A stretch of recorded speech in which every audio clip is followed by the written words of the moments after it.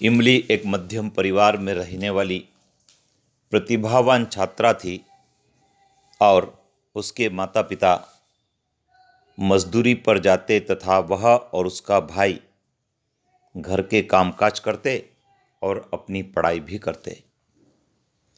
इमली ने स्कूल में एडमिशन भी लिया था और वह कक्षा 12वीं की परीक्षा देने वाली थी। जब त्रैमासिक परीक्षा हुई तो इमली ने क्लास में टॉप किया, लेकिन घर की परिस्थितियों ने उसे इस प्रकार घेर लिया कि वह विद्यालय में नियमित आना बंद हो गई। पढ़ाई के प्रति उसमें निराशा का भाव जागृत हो गया। विद्यालय की गतिविधियों में उसने भाग लेना बंद कर दिया। अनियमित रहने से वह पिछड़ती चली गई। जब उसका अर्धवार्षिक परीक्षा का परिणाम आया तो वह त्रैमासिक की अपेक्षा पिछड़ गया। उसका भय और बढ़ गया।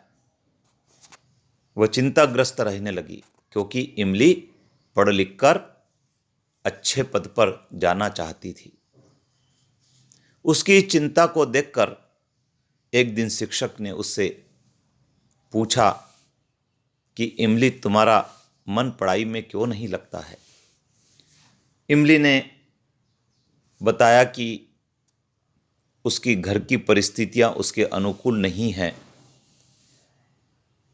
घर का वातावरण पढ़ाई का नहीं है। वह जो याद करती है उसे भूल जाती है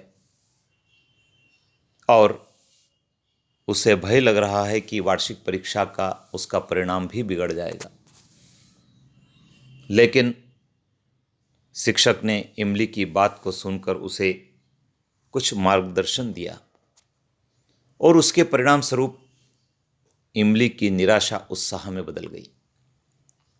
शिक्षक ने उससे कहा कि सबसे पहले अपने मन में पढ़ने का उत्साह रखें, अपनी पढ़ाई पर भरोसा करें और परीक्षा में अच्छे नंबर आएंगे, इस बात पर भी विश्वास रखें तथा प्रतिदिन प्रत्येक विषय को घर पर पढ़ने का टाइम टेबल बनाएं। पाठ्यक्रम को दोहराएं, उसकी पुनरावृत्ति करें। पढ़ने का कमरा साफ स्वच्छ रखें, हवादार रखें। कमरे में पर्याप्त प्रकाश की व्यवस्था रखें।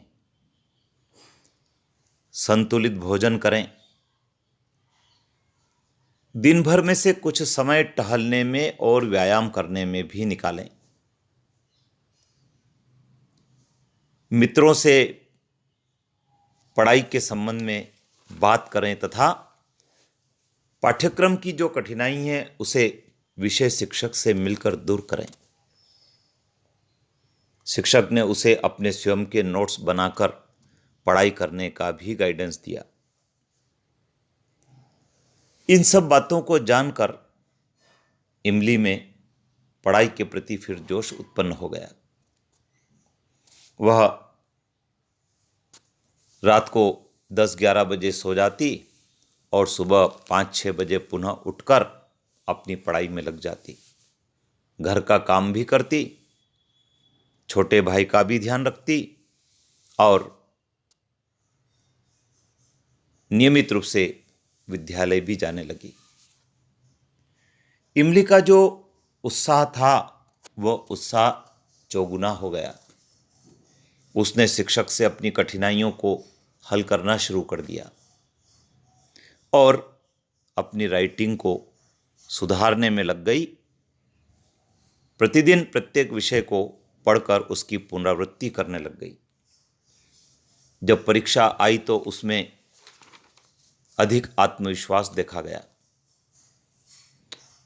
उसने परीक्षा दी। जब परीक्षा का परिणाम आया तो उसका नाम जिले की मेरिट सूची में प्रथम स्थान पर था। यह जानकर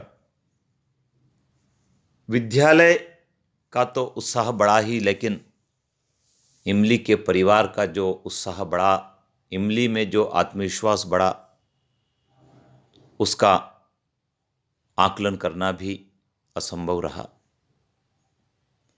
यह कहानी हमें ये प्रेरणा देती है कि चाहे हमारे ऊपर पढ़ाई के साथ साथ अन्य किसी काम का कितना ही बोझ क्यों न हो, यदि हमने नियोजित ढंग से अपनी पढ़ाई की है, अपनी दिनचर्या को व्यवस्थित रखा है, समय का सदुपयोग किया है, शिक्षक से मिलकर कठिनाई को दूर किया है, तो कोई वजह नहीं है कि हम अच्छे नंबर से उत्तीर्ण न हो सके। इमली ने 12वीं परीक्षा उत्तीर्ण की। उसके पश्चात उसने कॉलेज में प्रवेश लिया और वहाँ भी उसने हर कक्षा में टॉप किया। आज इमली प्रशासनिक सेवा में उच्च पद पर पदस्थ हैं। तो विद्यार्थियों, वर्तमान में आप जो पढ़ाई कर रहे हैं उस पर भरोसा रखें। निश्चित रूप से आपको भी इमली की तरह सफलता मिलेगी। जय हिंद।